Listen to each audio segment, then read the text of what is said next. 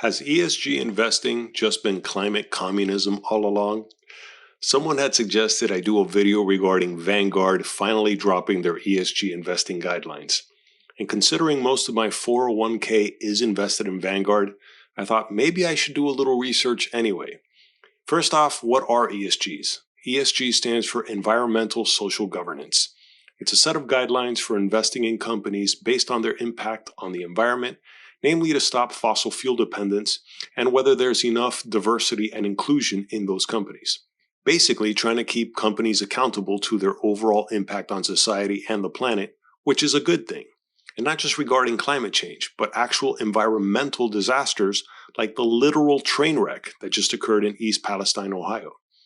We need companies to do right by the products and services they provide. And this is the double-edged sword of capitalism that if wielded correctly, it can do tremendous good.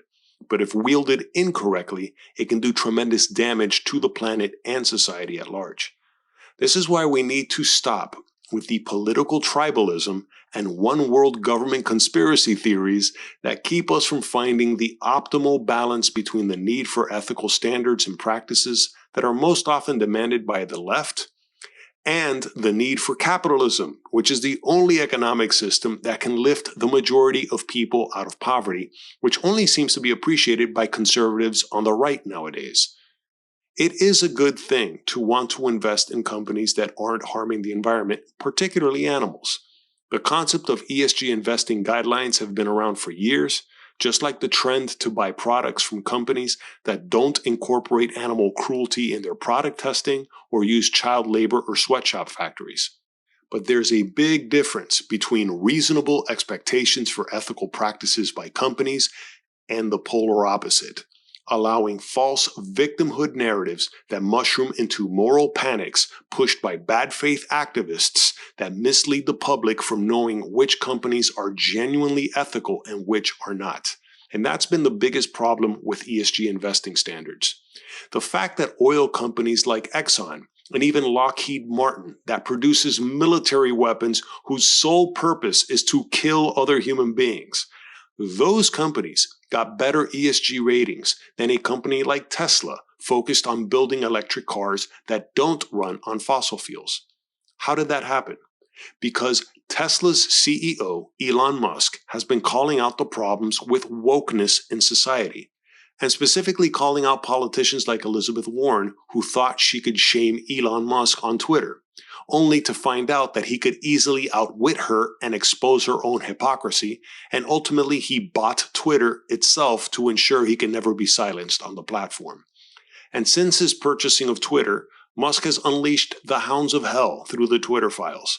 And he's done so by allowing mostly left-of-center journalists like Matt Taibbi, Barry Weiss, and Michael Schellenberger to go through thousands of internal documents he had complete access to once Twitter was under his possession. And since then, it's been discovered how government officials colluded with former Twitter executives to suppress stories such as the infamous Hunter Biden laptop, which may very well have influenced the 2020 election in Joe Biden's favor. And thanks to the latest series of public congressional hearings, these left-of-center journalists have discovered the hard way just how undemocratic the Democrat Party has become. And this is the ultimate problem not just with ESG investment guidelines, but by many of the people pushing for them. As usual, the guise of good intentions managed to conceal the ulterior motives of bad faith actors that couldn't care less about the impacts of the environment. And a perfect example is when a Democrat president like Joe Biden, who swore he wouldn't allow any more drilling in the United States for fossil fuels, has just recently allowed the Willow oil drilling project to go through in Alaska. And ESGs aren't the only well-intentioned acronyms that companies have been pressured to base their investment decisions on by special interest groups, not to mention activists. There's also SRIs, socially responsible investing, and CSR, corporate social responsibility, and as of late, DEI, diversity, equity, and inclusion departments that have been taking over colleges and now government. And this is what causes bad decision-making and leads to problems like the recent bankrupting of Silicon Valley Bank, Not to mention the Sam Bankman-Frieds of the investing world that claimed they were going to donate over 95% of their profits to charity before losing their investors' money, especially after making political contributions to both Democrats and Republicans as a way of greasing the right hands to avoid scrutiny and ultimately justice for the criminality they knew they were partaking in all along.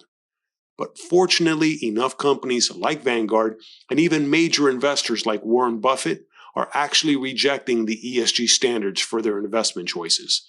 Apparently, so are some local pension funds for firefighters, police, and teachers. Because the bottom line is that the bottom line counts and cannot be avoided. Businesses need to be just as profitable and sensible as they are ethical. And this apocalyptic alarmism around climate change that used to be called global warming needs to be put into proper perspective. Human civilization is not going to collapse in 10 or even 100 years because of climate change.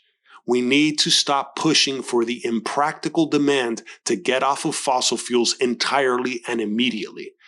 Notably, when that demand is being pushed by a former vice president like Al Gore, who didn't become the 43rd president, but has become massively wealthier than if he did after becoming one of the most famous global warming doomsday profiteers. And it wasn't just an inconvenient truth that made him money and won him awards, but co-founding investment firms like Generation Investment Management, a $36 billion investment firm.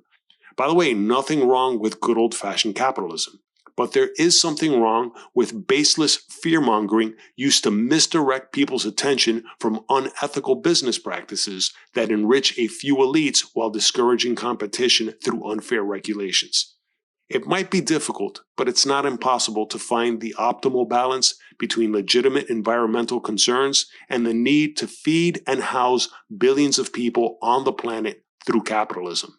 What makes it so difficult is seeing through the good intentions of bad faith actors, particularly those who hide their ulterior motives through three-letter acronyms like ESGs and DEIs, and whose behaviors are eerily similar to the CCP, the Chinese Communist Party.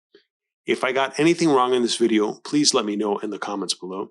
But if you enjoyed this video, please give it a like, subscribe to the channel, hit the notification bell for upcoming videos, and check out the links below for my original art and merchandise. And thanks for watching.